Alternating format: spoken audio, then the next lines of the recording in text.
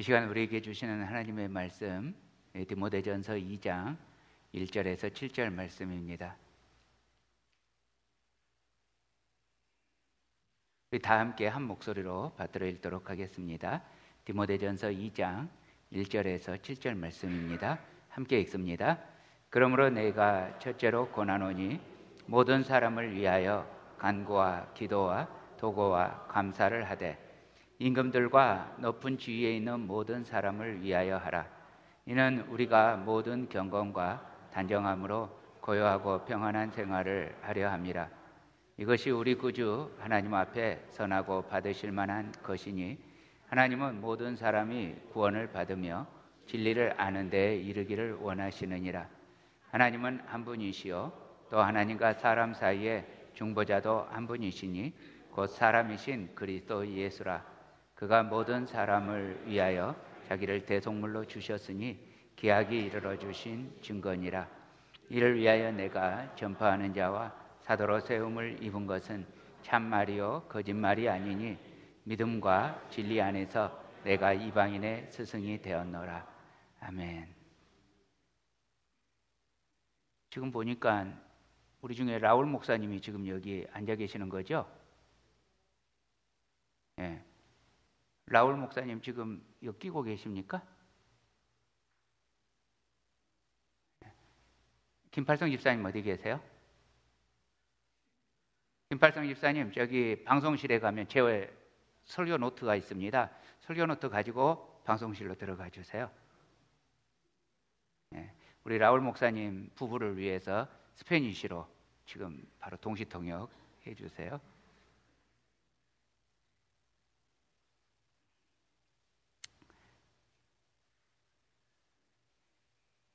우리는 그리스도인들입니다.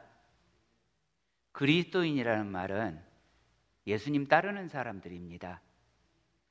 그래서 우리들 그리스도인은 시민권이 어디에 있어요? 하늘나라에 있습니다. 근데 동시에 우리는 이 땅에 발붙이고 살아가는 사람들입니다. 그래서 땅의 시민권도 가지고 살아갑니다. 우리 신명혜 권사님 미국 시민권 없다고 못 들어오셨잖아요. 예. 그러면 이 시대에 이 땅을 살고 있는 그리스도의 제자들은 하늘 말고 이 땅에 대해서 어떤 태도를 가져야 하겠습니까? 오늘 바울이 제자 디모데에게 권하는 말씀을 통해서 이 시대의 제자인 우리에게 주시는 하나님의 말씀을 듣기를 원합니다. 지금 본문에 바울과 디모데가 살아가고 있는 그 바울과 디모데의 세상은 로마 제국 시대입니다. 팔레스타인 지역을 비롯해서 모든 중동 지역은 로마의 지배 아래 있습니다. 이 1세기의 기독교는 이 바울의 대활약 가운데에서 바야흐로 교회가 예루살렘을 넘어서 안디옥에 이르고 또 터키 전 지역과 그리고 그리스 로마 지역까지 교회가 확장되고 있습니다.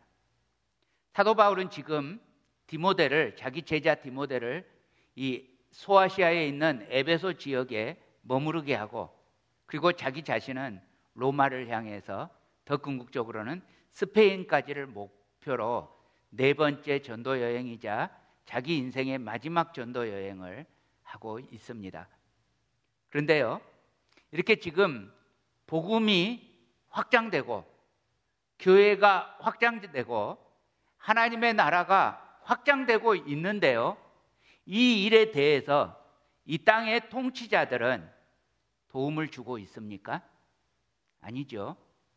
도움이 아니고 오히려 커다란 방해와 위협이 되고 있습니다.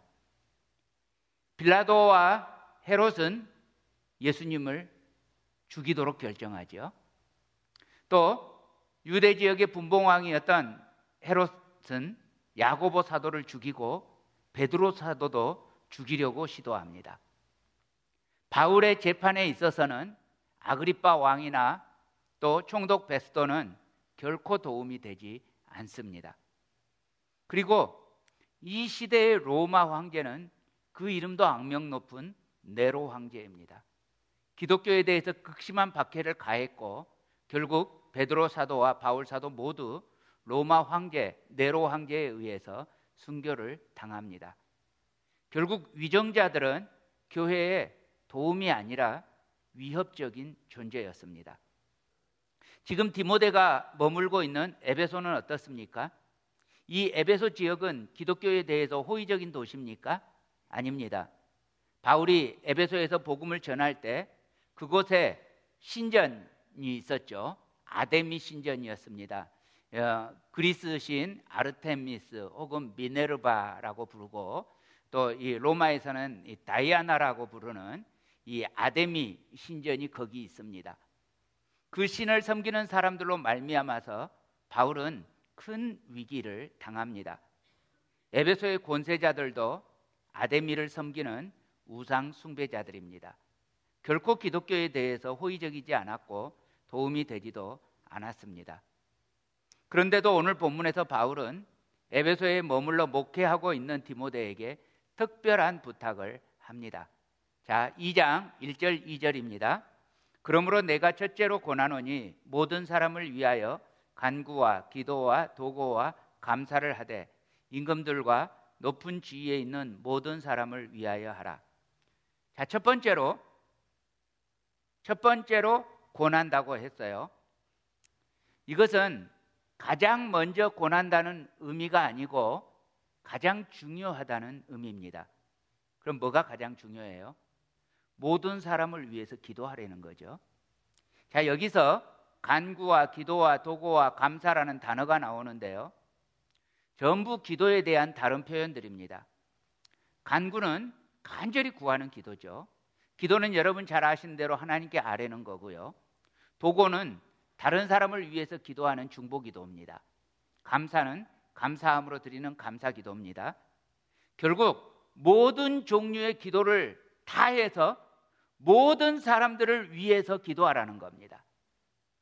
사랑하는 형제자매 여러분, 지금 본문에서요, 기도할 때 가장 중요한 게 뭐라고요? 모든 사람을 위해서 기도하는 거라고요. 그러면 여러분 여쭤봅니다. 여러분들은 기도하실 때 어떤 기도를 더 많이 하십니까? 자기 자신이나 자기 가정에 어떤 일이 이루어지거나 성취되기를 위해서 더 많이 기도하십니까? 아니면 다른 사람들을 위해서 더 많이 기도하십니까? 성경은 가장 첫째로 중요한 기도가 모든 사람을 위하여 기도하는 거라고 말씀합니다. 여러분, 성경 신구약 전체를 한 문장으로 요약한다면, 한 구절로 요약한다면, 예수님이 요약하셨잖아요. 마태복음 22장 37절에서 40절입니다. 우리 함께 읽습니다. 시작. 예수께서 이르시되 내 마음을 다하고 목숨을 다하고 뜻을 다하여 주 너의 하나님을 사랑하라 하셨으니 이것이 크고 첫째 되는 계명이요 둘째도 그와 같으니 내 이웃을 내 자신같이 사랑하라 하셨으니 이 두 계명이 온 율법과 선지자의 강령이니라. 자, 첫 번째는 나의 목숨을 걸어서 하나님을 사랑하라는 겁니다. 두 번째는요, 나 자신을 사랑하는 무게만큼 이웃을 사랑하라는 겁니다. 이것이 성경 전체의 요약입니다. 그렇다면 여러분, 우리는 우리 삶 속에서 무슨 일이 성취되고 또 어떤 목적이 이루어지고 목표가 이루어지고 이것보다 훨씬 중요한 것이 뭐예요? 사람들을 위해서, 다른 사람들을 위해서 기도하는 거라고요. 요한일서 4장 20절 또 함께 읽겠습니다. 시작. 누구든지 하나님을 사랑하노라 하고 그 형제를 미워하면 이는 거짓말하는 자니 보는 바 그 형제를 사랑하지 아니하는 자는 보지 못하는 바 하나님을 사랑할 수 없느니라. 여러분, 자기 자신만 위해서 기도하고 자기 주변 사람들을 위해서 기도 안 하고 뭐 남을 위해서 기도하면 기껏 자기 자신만 위해서 기도하고 혹은 부모님만 위해서 기도하고 이러면요, 형제를 사랑하지 않는 사람 맞죠? 그러면 이 사람은 성경 말씀 그대로 하면 하나님을 사랑하지 않는 사람이라고요. 그러면 아닌데요. 나는 하나님 사랑하는데요. 그러니까 기도하는데요. 아니라고요. 하나님보다 자기 자신을 더 사랑하는 사람이라고요. 그러므로 사랑하는 형제자매 여러분, 이웃을 사랑한다는 것은 우리 신앙 생활에서 우리가 정말 성숙한 사람이 되느냐 안 되느냐 굉장히 중요한 표지입니다. 어떤 일이 성취되기 위해서 기도하기보다 사람을 위해서 기도하십시다. 무엇이 이루어지기 위해서 기도하기보다 사랑과 관계를 위해서 기도하십시다. 여러분, 이 시대에 이런 기도자를 보기가 힘들고 이 시대에 이런 제자들을 보기가 힘듭니다. 그러면 우리가 포기해야 합니까? 아니요. 그러니까 더욱 우리는 이 시대의 제자로서 힘써야 합니다. 보통 일이 성취되면 나의 만족이 있습니다. 근데 형제를 사랑하면 그 사람이 만족하게 됩니다. 그러므로 결국 나 자신만을 위해서 이기적으로 살지 말고 참으로 사랑하면서 사는 이 시대의 제자가 되시기를 축복합니다.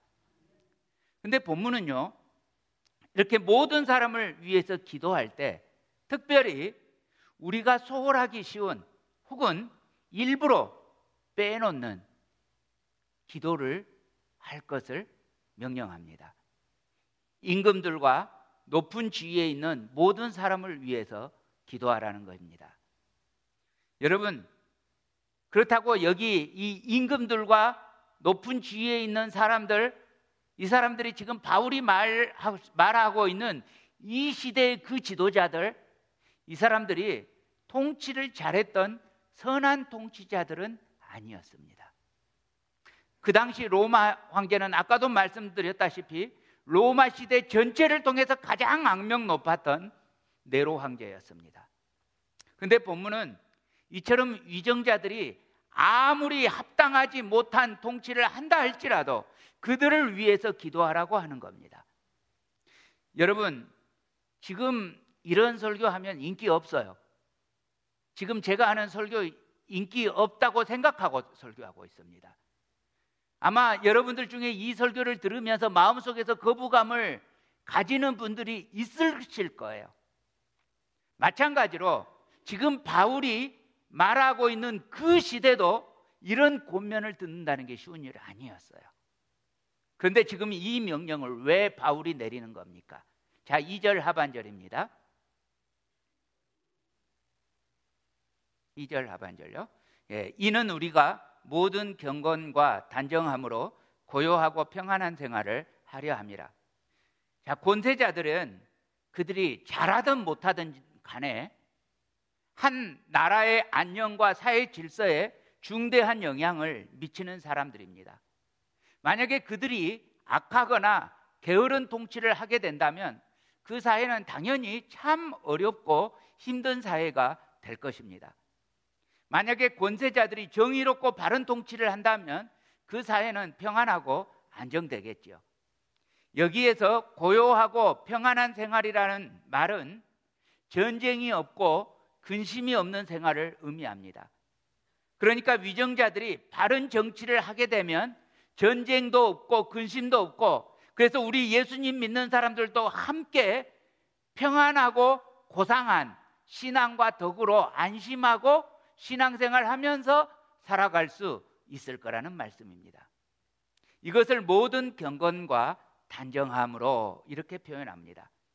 이런 신앙생활이 이루어지기 위해서 제자들은 통치자들을 위해서 하나님께 기도해야 하는 것입니다. 위정자가 정의롭고 성실해도 여러분, 사람이라는 존재가 권력에 오래 젖어 있으면 부패해요. 악해져요. 그러니까 뭐 지금 문재인 씨가 잘한다고 지지율이 엄청나게 높은데 지금 잘한다고 계속 잘한다는 보장이 없어요. 그러니까 악해지지 않도록, 부패하지 않도록 기도해야 돼요. 또 위정자가 악하거나 게을러도 그들을 축복하면서 그들이 바른 길로 정치할 수 있도록, 돌아올 수 있도록 기도해야 돼요. 만약에 위정자가 잔인하고 야비하다면 더 기도해야 돼요. 힘을 가진 권세자가 야비하고 잔인하다면 여러분 어떻게 해야 되겠어요? 하나님께 이르는 것밖에 수가 없어요. 그래서 위정자들의 위에 계시는 진정한 통치자, 진정한 왕이신 우리 하나님께서 우리의 기도를 들으셔서 이 땅에 고요와 평안이 오기를 위해서 기도해야 합니다. 그러므로 사랑하는 형제자매 여러분, 우리들은 이 시대의 위정자들과 국가와 민족을 위해서 기도하십시다. 이 땅에 미국의 트럼프를 비롯한 공화당 정부가 참으로 정의롭기를 위해서 기도하십시다.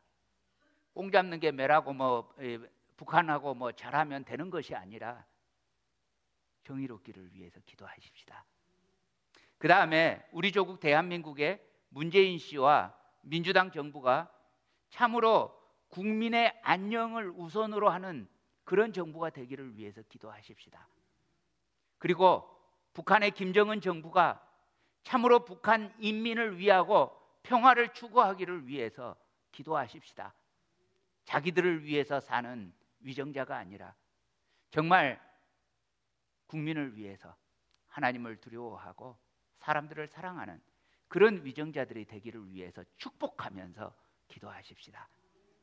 그들이 스스로 겸손히 하고 국민을 섬기는 지도자가 된다면 그들은 틀림없이 하나님께 복을 받을 것입니다. 그러나 만약에 그들이 우리의 기도에도 불구하고 여전히 그 마음이 돌이켜지지 않고 완악하게 정치한다면 하나님께서 우리의 기도를 들으셔서 그들을 치실 것입니다. 3절입니다. 이것이 우리 구주 하나님 앞에 선하고 받으실 만한 것이니 이렇게 위정자들과 모든 사람들을 위해서 기도하는 것은 하나님의 뜻입니다. 받으실 만한 것이라고 했습니다. 여기에 이 원어의 의미는 그냥 받는 게 아니라 기쁘게 받으신다는 의미입니다. 모든 사람을 위한 선한 기도는 하나님께서 들으시고 하나님께서 기쁘게 받으실 것입니다. 여러분, 바른 정치라고 하는 게 뭐겠어요? 여러분, 바른 정치는 지금 국민들의 인기에 영합하는 정치가 아닙니다. 바른 정치는 하나님 앞에 선하고 하나님이 받으실 만한 그런 정치가 바른 정치입니다. 혹 국민에게 때로는 인기가 없어도 정말 하나님의 공의, 정의가 사회에 펼쳐지고 사람들이 사랑하게끔 되는 그런 정치일 것입니다. 그러므로 그리스도의 제자들은 정치인들이 하나님 앞에 선하고 받으실 만한 정치를 할 수 있도록 기도해야 합니다. 야당 편, 여당 편 들 이유가 없습니다. 공화당이냐 민주당이냐 혹은 대한민국의 한국당이냐 민주당이냐 이거 안 중요합니다. 우리 주님의 빛교회 교인들은 자꾸 제가 민주당이라고 그렇게 말씀하십니다. 그런데 여러분, 민주당이 뭐가 중요할 것이며 한국당이 뭐가 중요할 것입니까? 우리는 이 땅의 미국이 평안하고 고요하기를 소원합니다. 그리고 우리가 두고 온 조국 대한민국이 평안하고 고요하고 그것을 넘어서서 우리 민족이 번영하고 하나님 섬기는 나라가 되기를 간절히 소망합니다. 그러므로 우리는 어느 당이 중요한 게 아니라 여러분, 당신은 어느 당을 지지하십니까? 라고 말하면 하나님 나라 당이라고 말씀하세요. 어느 당이 되었던 모두가 잘 살고 모두가 평안하고 모두가 정의로운 그 사회를 위해서 기도하십시다. 4절입니다. 하나님은 모든 사람이 구원을 받으며 진리를 아는 데에 이르기를 원하시느니라. 하나님은 세상을 사랑하십니다. 하나님은 우리들이 아직 죄인이었을 때 그리스도께서 우리를 위하여 죽으심으로 하나님의 사랑을 확증하셨습니다. 우리가 아직 죄인이었을 때 그럼에도 불구하고 내가 아직 하나님의 원수인데 그런데 하나님은 우리를 사랑하셨다는 말씀입니다. 그렇다면 하나님께서는 우리 주변에 있는 악한 사람도 나를 괴롭히는 사람도 악한 위정자도 죄인인 나를 사랑하신 하나님이 똑같이 사랑하고 계실 것입니다. 우리가 그 악한 사람들로 말미암아 고통을 당할 때 우리는 미워 죽겠는데 하나님은 여전히 그를 사랑하실 것입니다. 그래서 하나님은 4절 말씀대로 모든 사람이 구원을 받고 진리를 알게 되기를 원하십니다. 그러므로 우리는 모든 사람이 구원을 얻으며 진리를 알기를 위해서 기도해야 합니다. 어떤 계층이 되었던 간에, 어떤 국가라 할지라도, 어떤 특성 때문에 구원의 대상에서 제외되지 않기를 위해서 기도해야 합니다. 만약에 그들이 회개하게 되면 우리가 빈 복이 그들에게 임할 것입니다. 만약에 그들이 회개하지 않으면 그들에게는 저주가 임하고 우리에게는 우리가 빈 복이 다시 우리에게 임할 것입니다. 마태복음 10장 12절 13절입니다. 또 그 집에 들어가면서 평안하기를 빌라. 그 집이 이에 합당하면 너희 빈 평안이 거기 임할 것이요 만일 합당하지 아니하면 그 평안이 너희에게 돌아올 것이니라. 그래서 성경은 우리에게 심지어 이렇게까지 권면합니다. 로마서 12장입니다. 너희를 박해하는 자를 축복하라. 축복하고 저주하지 말라. 그러므로 사랑하는 형제자매 여러분, 위정자를 위해서도 그렇고 다른 사람을 위해서도 그렇습니다. 축복하면서 기도해 주시기 바랍니다. 이것이 주님의 마음입니다. 주님께서 완악했던 죄인 저를 위해서 그렇게 중보하셨습니다. 다른 사람들을 위해서 기도하는 기도를 우리가 무슨 기도라고 하죠? 중보 기도라고 합니다. 그런데 본문 5절에서는 이렇게 말씀하십니다. 하나님은 한 분이시요 또 하나님과 사람 사이의 중보자도 한 분이시니 곧 사람이신 그리스도 예수라. 하나님이 한 분이시듯이 중보자는 몇 사람이에요? 한 분밖에 없다고요. 여러분, 우리들을 생각해 보십시다. 우리 중에 누구도 스스로 구원을 이룰 수가 없었습니다. 우리 중에 누구도 스스로 선을 이룰 수가 없었습니다. 우리 중에 누구도 스스로 의롭다 하심에 이룰 수 있는 자들이 없었습니다. 율법에 대해서 완전한 사람이 없었고 양심에 대해서 전혀 거리끼지 않는 완전한 사람이 없습니다. 그래서 여러분, 우리들은 다 원래 죄의 삭은 사망일 수밖에 없는 그런 존재들입니다. 다 절망적인 존재들입니다. 멸망이 예정된 존재들이었습니다. 그리스도께서 그런 우리 죄를 담당하셨습니다. 내가 원하지도 않았어요. 뭘 알아야 원하죠. 저 예수님 믿기 전에 예수님 믿고 싶은 마음이 요만큼도 없었습니다. 수많은 사람들이 성경책 끼고 교회에 가는 모습을 어린 시절에 봐왔지만 저는 그 예수님을 믿고 싶은 생각이 눈꼽만치도 없었습니다. 하도 아무 생각 없는 저를 제가 되게 좋아하는 친구, 그 아버지가 목사님일 줄이야 꿈에도 몰랐죠. 그 목사님이 제가 살고 있는 변두리까지 오셔가지고 그 변두리에 교회를 개척하겠다고 하셔서 개업 인사차 간 게 오늘날 이 모양이 될 줄 몰랐죠.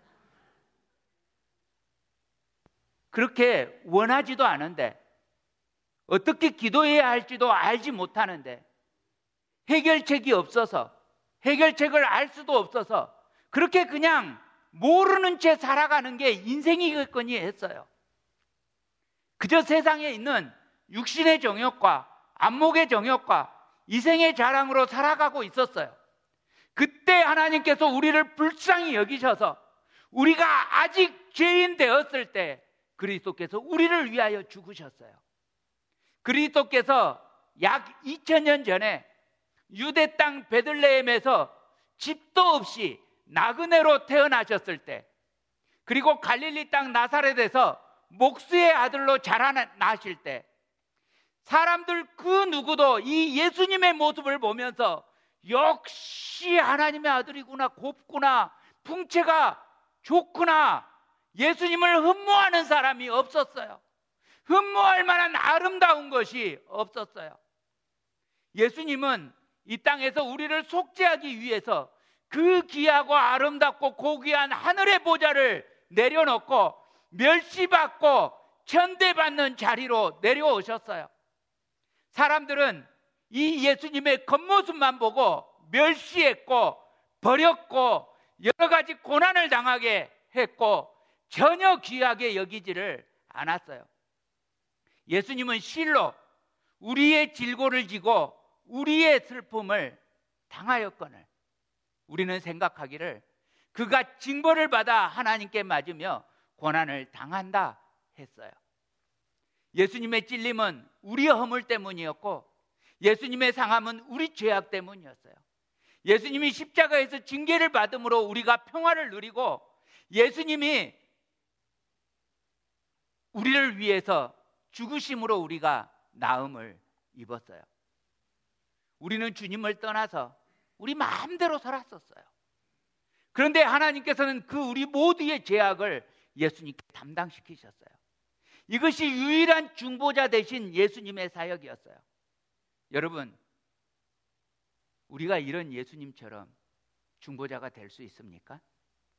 다른 사람을 위해서, 그것도 나에게 나쁘게 대하는 원수 같은 죄인을 위해서 그 사람의 허물과 죄를 대신 담당할 수 있겠습니까? 그것은커녕 마치 함이 존경스러운 자기 아버지 노아가 술에 취해서 벌거벗고 있으니까 허물을 덮어주기는커녕 그게 신기해서 동네방네 우리 아빠가 술 취해서 빨가벗고 주무세요. 동네방네 나팔 불고 다니는 이런 모습이 우리들의 본성에 훨씬 가깝지 않습니까? 누군가가 좀 흠이 있으면 왜 그렇게 말하고 싶은지, 이게 우리의 본성 아닙니까? 중보자요. 중보자는커녕 덮어주지도 못하는 우리의 죄악된 본성이 있습니다. 우리는 감히 그러므로 다른 사람을 위해서 중보할 수 없습니다. 오직 예수님만 가능합니다. 그런데도 불구하고 우리가 다른 사람을 위해서 하는 기도를 중보 기도라고 합니다. 여러분, 그렇다면 우리가 다른 사람을 위해서 기도하는 게 중보 기도라면 이 기도는 우리가 그 사람을 위해서 대충 기도해 주는 수준이 아니라고요. 신명의 권사님 영주권 다시 재발급돼서 오게 해주세요 기도하고 그렇게 되거나 말거나 하는 이런 기도 아니라고요. 신명의 권사님이 지금 얼마나 이 주일을 얼마나 지금 가슴 졸이면서 보내고 있겠어요. 니카라과가 지금 정정이 불안해가지고 이 미국 대사관이 미국 시민권자들만 업무를 본대요. 이 소식을 들었을 때 얼마나 그 마음이 졸이겠어요. 여러분, 그 동일한 마음을 품는 것이 중보기도입니다. 그 사람의 입장을, 심지어 그 사람이 자기가 어떤 입장에 있는지도 몰라요. 너무 철없어서. 그런데 그 입장에 대신 서주는 것이 중보기도입니다. 이것은 주님께서 나 같은 죄인을 위해서 십자가를 지신 것처럼 꼭 그렇게는 못할지라도 그 사람을 위해서 내가 값을 지불해 주는 기도, 이것이 중보기도입니다. 예수님처럼 예수님의 마음을 가지고 다른 사람을 위해서 기도하는 것, 이것이 중보기도입니다. 자, 6절입니다. 그가 모든 사람을 위하여 자기를 대속물로 주셨으니 기약이 이르러 주신 증거니라. 주님은 우리가 구원을 받고 진리를 알기 원하셔서 자기 자신을 대속물로 주셨습니다. 이것을 믿음으로 받아들이는 모든 사람들을 의롭다 하심을 얻게 하셨습니다. 그러므로 이제 우리도 다른 사람들이 구원을 받고 진리를 아는 데 이르도록 기도하는 것입니다. 그리스도의 심장을 가지고 기도하는 그리스도의 제자들이 되어야 합니다. 바울은 그리스도의 제자된 자기 자신의 아이덴티티에 대해서 이렇게 선언합니다.